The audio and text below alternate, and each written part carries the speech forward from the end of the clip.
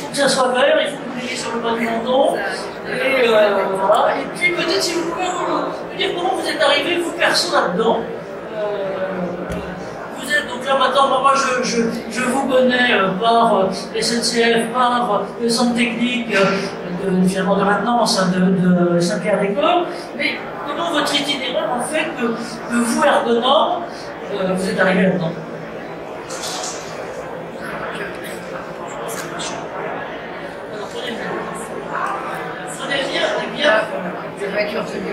Moi, je vais essayer de parler un peu fort. Oui. Donc, effectivement, je suis ergonome au sein d'un technocentre industriel de la SNCF. Donc, on s'occupe de la maintenance des trains, mais 4 et 5. C'est-à-dire que les trains que vous prenez un petit peu au quotidien, on les démonte entièrement et on les remonte entièrement avec une nouvelle technologie, des prises USB, le Wi-Fi et tout ça. Tout ce qui s'ensuit. Donc, pour faire ça, on a une question idiote, un train, un wagon, ça fait ce qu'il y a. Alors, on ne parle pas de wagon pour voyageurs. On parle de voiture pour les voyageurs et des wagons pour le fret en fait. Alors, une voiture ça peut peser jusqu'à 45 tonnes. Donc c'est juste pas le train entier, multiplié par le nombre de voitures à chaque fois. C'est entre 40 et 45 tonnes, c'est variable suivant le type de train en fait qu'on va faire. Donc du coup, pour faire tout ce démontage et remontage, on a différents types de corps de métier qui sont présents au même endroit. Comme la voiture c'est difficile à déplacer, donc c'est vraiment l'agent qui va aller au poste de travail. Et donc on avait une équipe qui était particulièrement impactée, donc on avait l'équipe peinture, puisqu'ils doivent poncer les caisses intérieures et extérieures. Et tout ça est fait manuellement. Comme on est en maintenance, c'est difficile chez nous de robotiser en tant que tel, puisqu'on va avoir toujours des petites différences sur la caisse, ça va avoir des éclats, pas d'éclats, et ainsi de suite, des bosses, pas des bosses, pour simplifier. Et donc le robot n'est pas en capacité de reconnaître ça. Donc chez nous, la robotique, ça fonctionne pas vraiment, pas encore vraiment. Donc vous en avez besoin de quelque chose qui vienne assister l'agent dans cette tâche qui est devenue très pénible de ponçage des caisses intérieures et extérieures. Donc au poste précédent, j'ai en direction du matériel avec mes collègues ici présents. Et donc on a découvert par une visite au CEA, au centre d'énergie atomique, tout simplement, donc des ingénieurs d'énergie nucléaire qui ont travaillé sur la robotique et la robotique collaborative. Ils avaient suffisamment d'expérience pour pouvoir créer ce type de robot. Donc on est dans un système un petit peu différent. C'est-à-dire qu'on a un bras, 4 articulations que tout le monde connaît depuis très longtemps, sauf qu'il n'est pas programmé du tout. Il a juste quelques petits trucs qui ne sont pas négligeables, dans le sens où il va appliquer la force physique, donc il va venir en plaquage sur la voiture, on ponce aussi bien à l'horizontale qu'à la verticale. Il va venir appliquer la force pour mettre en place la ponceuse, l'agent n'a plus cet effort physique à faire. Il va aussi bien sûr être super équilibré, donc je vais pouvoir le déplacer très facilement manuellement, sans quasiment d'effort physique. Et où ça devient aussi très intéressant pour nous, c'est que les postures aussi restent neutres. C'est-à-dire que j'ai plus d'agents qui mettent les bras en l'air, j'ai plus d'agents qui se mettent à quatre pattes, et ainsi de suite. C'est vraiment le bras qui fait ce boulot-là. En plus, on a une interface avec un petit cylindre bloc qui amortit les vibrations du ponçage. Donc pour les vibrations. Juste 2 secondes, on va continuer un petit peu en dialogue comme ça. Ce qui est intéressant, oui, c'est que aussi c'est d'un certain côté la chaîne entre une très grosse structure qui est l'étude publique, qui est le CEA, le commissariat à l'énergie atomique, et la façon dont leur département de recherche et développement aide, j'allais dire d'un certain côté, à créer des startups, et donc à essaimer et le faire dans un esprit qui est un vrai esprit, j'allais dire industriel et opérateur pour construire, adapter ce type de trucs-là. Je dirais que vous avez la façon dont Marie peut indiquer la façon dont on fait les choses, c'est qu'effectivement, sur un besoin qui était un vrai besoin et qui génère finalement un absentéisme et une pénibilité qui est totale. Or, vous avez un impératif qui est de service public et de service aux usagers, et que vos trucs, vos énormes machins, si je peux me permettre, il faut bien les maintenir, et notamment ces fameuses opérations de ponçage. Si jamais vous avez essayé, chez vous, de poncer vos murs ou vos plafonds, tout seul, vous savez comment, au bout de 10 minutes, on a vraiment plein les bras, pour les gens qui sont là. pour les gens qui le font de façon professionnelle. Pardon de vous avoir arrêté là-dessus, mais voilà, c'est un peu pour continuer comme ça. Et donc là, les visuels, on a, alors pardon pour René, parce que vous voulez voir avec une paire de jumelles, ou bien attraper un torticolis, je suis désolé. On le voit de vraiment là-bas. Là, c'était le visuel qui est complètement à gauche, c'est ce qu'on faisait avant. La première photo, c'est vraiment à la main, donc pour vous donner une idée de la surface, c'est à peu près 200 mètres carrés à pousser. Donc sur les deux faces, c'est la toiture. Donc on a 4 agents qui sont déterminés pour ça. Généralement, ils font ça entre 4 et 5 heures. Et généralement, ils se dépêchent de finir, parce que tellement c'est pénible, ils ont juste une envie, c'est d'en finir. Donc c'est complètement variable les temps de poussage, suivant l'état de la caisse, bien sûr, suivant ce qu'on a enlevé, et suivant l'état de fatigue, hein, bien sûr, de l'agent, puisqu'il faut ça avec une petite ponceuse de diamètre 125. C'est 200 mètres carrés avec la grandeur de ma main, je vous laisse imaginer ce que ça donne, plus les gestes répétitifs. C'est-à-dire, pardon, c'est la bricoleuse novice qui va, c'est quasiment un truc de bricolage un peu plus solide, mais c'est les mêmes surfaces, qu'on a des trucs qui sont, pardon, de la moitié. Tout à fait, c'est ça.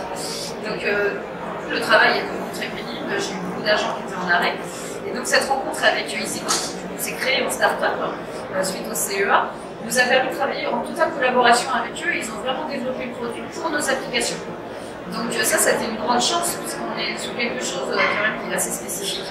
Comme vous l'avez dit, on est en train de service public, on est la dernière entreprise de France nationale, donc on n'a pas vraiment de comparatif sur ce sujet. Donc on a vraiment pu développer, donc ça fait déjà 7 ans qu'on travaille ensemble, cette technique. Donc on a commencé par poncer des pièces détachées à l'horizontale, tout simplement, avec la machine, le Pogo. Donc comme le Pogo n'est pas fermé. Je vous en fais encore parlant, parce qu'on est deux incroyables bavards. Mais comment vous avez fait? Parce que j'imagine que là, on voit le système quasi final, c'est-à-dire que celui que vous, SNCF et Centre technique de Saint-Pierre-les-Corps, avez décidé d'adopter. Comment ça s'est fait avant? Parce que j'imagine qu'il y en avait d'autres. Et j'aurais tendance à vous dire, puisque on travaille la question sur d'autres points par ailleurs, comment vous avez choisi cette technique, j'allais dire, de cobotique-là, plutôt que par exemple un exosquelette, où le type de la mécanique, d'ailleurs, aura les mains en l'air et comment ça s'est fait ce choix et pourquoi? Alors en fait, on a lancé en même temps la direction du matériel à l'époque, l'étude sur les exosquelettes et la cobotique. Donc du coup, c'est mon collègue Lionel Giovanelli qui a pris la partie exosquelette, et moi je suis restée sur la cobotique. Tout simplement parce que je trouvais que c'était plus facile à appliquer sur certaines tâches pour nos techniciens industriels que les exosquelettes. Nous, l'objectif, c'était vraiment venir assister l'agent et qu'on n'ait pas quelque chose de très facile à manier et à utiliser et aussi à maintenir.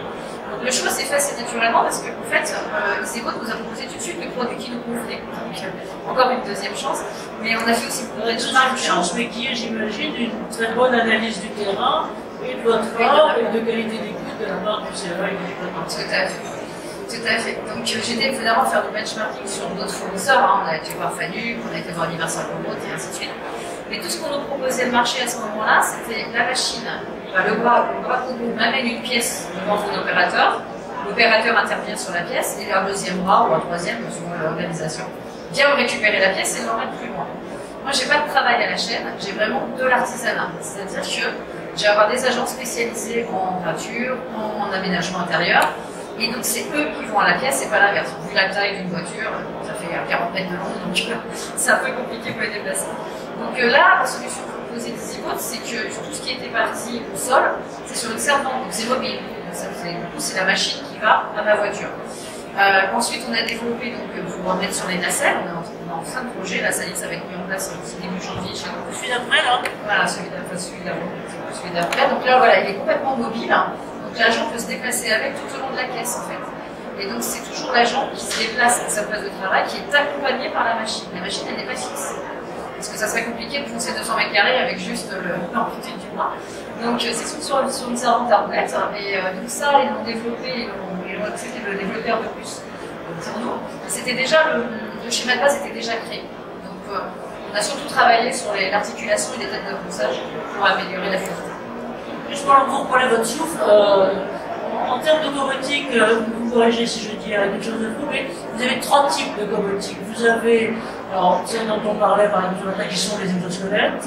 Vous avez celle-ci où finalement vous avez une espèce de poste semi-fixe qui suit l'opérateur et lui finalement il a guidé la machine pour lui faciliter le travail. Et puis le troisième, je ne sais pas si vous utiliser qui est quelque chose qui est guidé à distance, qui est vraiment dans l'image. Et donc là, l'intérêt de ça, c'est que, vous avez la longueur de la voiture. La longueur de la voiture qui est quand même assez importante, et donc vous avez votre ordinateur qui se déplace sans avoir avec la machine. Et là, donc, sur ces photos, on le voit en mode manuel, c'est-à-dire que c'est l'opérateur qui déclenche le bras, et quand le bras déclenche la rotation de la ponceuse, vient appliquer la force, et l'agent garde quand même sa technique de ponçage, c'est-à-dire garde son expertise. C'est-à-dire que le bras, là, dans ce format-là, pour l'instant, du moins, ne travaille pas tout seul. C'est vraiment l'agent qui le fait travailler.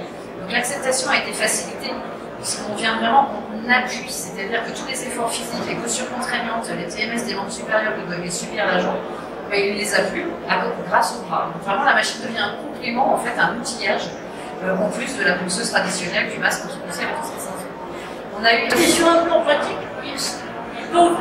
On peut faire ça combien de temps d'affilée sur une journée de travail voilà, Alors, quand c'était en manuel, à peu près toutes les heure et demie, ils étaient obligés de s'arrêter, ils prenaient une pause de 15-20 minutes, le temps de récupérer. Avec la machine, ils arrivent à enchaîner 5 à 6 heures sans s'arrêter et sans difficulté particulière. Alors, l'agent travaille quand même musculairement, hein, il n'est pas complètement immobile, hein, il travaille quand même, mais tellement moins au niveau de l'effort physique et de la pression à mettre. Il peut enchaîner, généralement, ils enchaînent 4 heures, ils s'arrêtent 20 minutes et ils repartent, ils finissent. Généralement, en 5 heures, c'est fini. Votre question est pas beaucoup plus en votre raisonnement, mais par exemple, ces personnes-là, ces trois opérateurs-là, comment ils ont été choisis? Comment vous avez fait, je dirais, parce qu'au début, ce que vous disiez, c'est que finalement, les gens ne connaissaient pas, à la limite, du non plus et autres, et donc comment ça s'est fait? Parce qu'encore une fois, on imagine bien le doigté qu'il faut pour avoir les bonnes personnes, et qu'ensuite ça puisse pépiniériser et pas allergiser. Hein. Vous avez fait, comment ça se passe? Alors en fait, la première fois qu'on a présenté cette machine, c'était aussi à Saint-Pierre-des-Corps, mais on a fait ce qu'on appelle un POC de faisabilité. Donc on a un POC de faisabilité, c'est encore un gros mot, mais ne me demandez pas en français, je n'ai pas retenu plus. Donc en fait, moi j'ai fait venir différents établissements donc, de France et de Navarre, on s'est tous retrouvés à Saint-Pierre-des-Corps, c'était plus pratique pour moi. Et donc on leur a présenté la machine, et le fournisseur était là, bien sûr, pour expliquer son utilité, son fonctionnement, et ainsi de suite. Et suite à cette journée, c'était assez drôle parce qu'on avait les managers qui étaient autour de la machine, autour de la pièce à poncer, et j'avais mes agents de production qui allaient plus tard s'en servir, mais ils ne savaient pas encore à ce moment-là, étaient cachés derrière la porte, et par curiosité, regardaient par la lucarne en fait. Ils n'osaient pas rentrer près de la machine. C'est comme les enfants. C'est exactement ça. En leur cachant les trucs. C'est même pas volontaire de ma part pour le coup. Ils étaient invités, bien sûr, mais ils ont refusé de venir. Et en fait, je les voyais passer derrière la lucarne, donc c'était assez drôle.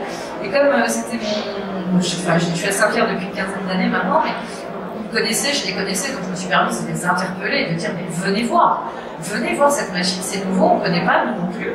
J'ai besoin aussi de votre avis d'utilisateur. Donc ils ont fini par s'approcher, ça a été très timide, ça a mis une bonne demi-journée, mais ils ont fini par s'approcher. Et une fois qu'ils ont touché la machine, c'était acquis. Ils ont vu la facilité avec laquelle ça poussait. Là, je vous ai parlé du mode manuel, mais on a aussi un mode automatique qui permet de définir 4 points, et là c'est la machine qui travaille pendant que mon agent travaille à côté. Donc du coup, ça le libère des tâches à moindre plus-value, parce que poncer en ligne droite en aller-retour, franchement, ça parle sans plus-value. C'est ce qu'on voit à la voie, tout à fait. Et donc du coup, le fait du mode automatique, ça lui permet de laisser la surface plane travailler la machine, et lui, il fait les petites finitions. Où là, il a une vraie plus-value, une vraie expertise en fait à apporter. Donc d'un point de vue humain, on est gagnant d'un point de vue ergonomique et santé, et au niveau production, on est gagnant aussi, parce que la moitié de la porte, elle est poncée par la machine, l'autre moitié par l'agent, mais c'est en même temps.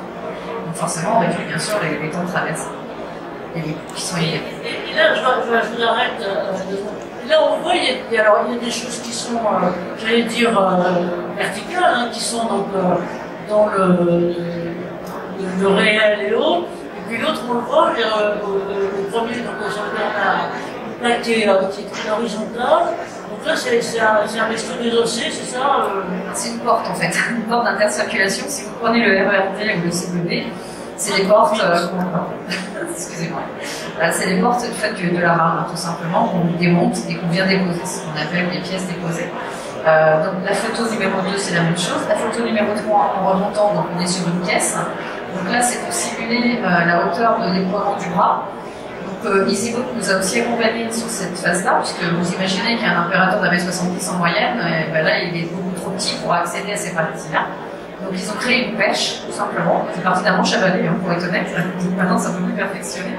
Une perche qui permet à la jambe de rester en bas, sans lever les épaules, sans lever les bras. Il dirige la tête du combo jusqu'au deuxième niveau de la fenêtre, donc à peu près 2,50 m de haut. Donc tout ça sans difficulté, bien sûr. Les commandes sont déportées sur la perche et ça fonctionne très bien.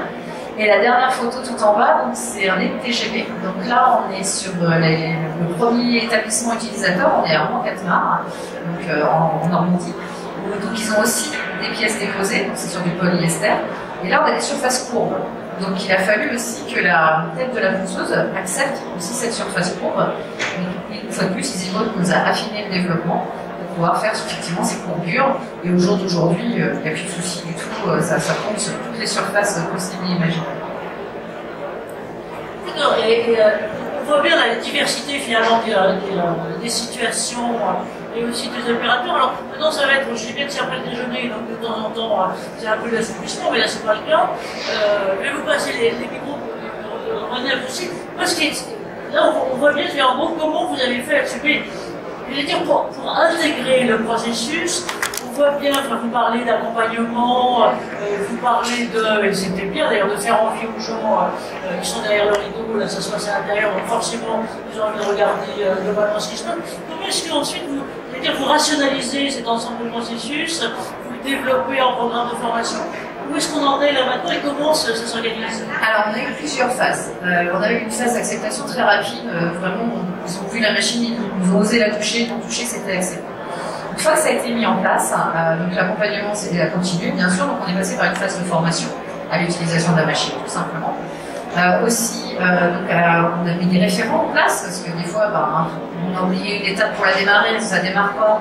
Donc on dit, c'est la machine qui ne fonctionne pas, non, en fait, c'est une erreur humaine. Donc on a fait des référents qui étaient très professionnels sur le sujet, qui accompagnaient aussi leurs collègues. On a aussi sensibilisé le management de proximité, donc pour leur expliquer aussi la machine, parce que ça a quand même un certain coût. Et donc aussi étant là en paravent, si jamais il y a un problème technique et tout ce qui s'ensuit. Et donc moi je me suis chargée de coordonner un petit peu toutes ces activités.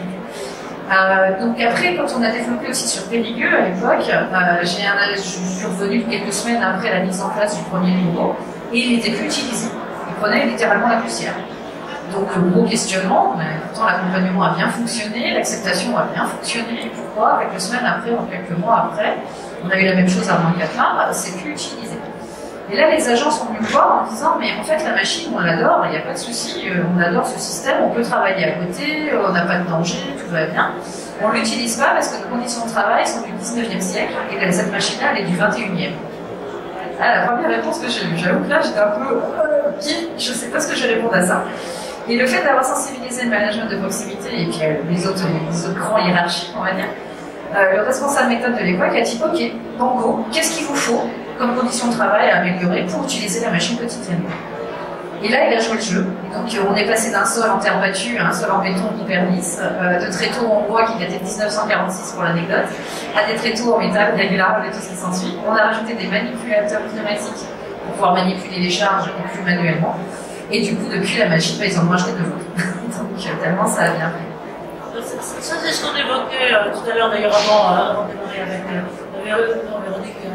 C'est vraiment de la culturation, c'est-à-dire qu'en gros, finalement, un outil ou un équipement innovant va entraîner plein d'autres choses, et là, comme c'est réussi, le processus peut être aussi vicieux, l'anglais est vertueux, il va entraîner plein de choses positives du côté de l'ensemble des conditions de travail. Et si on peut dire, là maintenant, donc, vous avez une partie de vos opérateurs à Saint-Pierre-des-Corps qui travaillent de cette façon-là. Je commence à vous poser un petit peu de questions. Ça représente quelle partie des opérateurs sur l'ensemble des techniciens de Saint-Pierre-des-Corps et comment vous faites après? Parce que, je vais dire, pour pépiniériser dans les autres sens, parce que vous en allez forcément ressentir plus large. Alors en fait, Saint-Pierre est un peu le référent sur tout ce qui est innovation et ergonomique dans ce sens-là. On est souvent un petit peu le magasin où on vient chercher, on vient regarder ce qui se passe. Donc c'est assez pratique du coup après pour diffuser. À Saint-Pierre, j'étais confrontée à un autre phénomène. C'est-à-dire qu'au début, c'était les jeunes qui ont refusé la machine. C'est-à-dire les moins de 30 ans, pour eux, ça servait à rien. J'ai mal lu le voir, ça sert à rien cette machine. Je sais pas pourquoi, c'est un truc de vieux handicapé, c'est ça? Du coup, c'est un peu ma réaction, parce que faisant partie des plus de 30 ans maintenant. Et en fait, du coup, ils l'ont vraiment refusé. Et donc, les anciens, entre guillemets, qui étaient déjà blessés, eux l'ont accepté assez vite. Mais la deuxième vague, ça a été ceux qui étaient blessés, qui se sentaient mieux du coup, qui voulaient garder leur poste, ont laissé tomber la machine, et c'est les moins de 30 ans, pour le coup, qui ont pris le relais. Donc, j'étais un peu surprise un petit peu de ce passage. Et en fait, en discutant avec eux, je dis, bah oui, mais maintenant j'ai plus mal, donc j'ai plus besoin d'utiliser la machine. Mais c'est pas une canne, hein, c'est pas une canne pour marcher, c'est vraiment quelque chose qui va vous aider à travailler mieux et surtout rester en santé plus longtemps, quoi. Parce que le TMS, là, il a diminué, mais il est toujours présent, donc vous allez y revenir dans 3 mois à force de repenser manuellement. Donc il a fallu réexpliquer aussi cette phase-là. Et donc là, ce qui a été assez drôle, c'est que c'est des gens qui sont venus de l'extérieur, qui ont découvert cette machine, qui se sont servis, donc comme on voit sur la première photo, en fait, ils déclenchaient le mode automatique, ils travaillaient à côté. Et quand les autres ont vu que vous pouvez faire ça, ils ne s'en souvenaient plus, mais on leur a rappelé, vous pouvez fonctionner comme ça, on gagnait du temps, on avalait qu'une poussière, parce qu'on a une super aspiration à la source en plus, donc c'est très confortable. Ils se sont remis à l'utiliser. Mais bon, c'était un peu par vague, donc pour l'instant, depuis 3 mois, c'est utilisé quotidiennement. Et il y a à peu près la moitié de l'équipe, sur 30 personnes, il y en a à peu près une quinzaine qui l'utilisent régulièrement. Merci pour ça.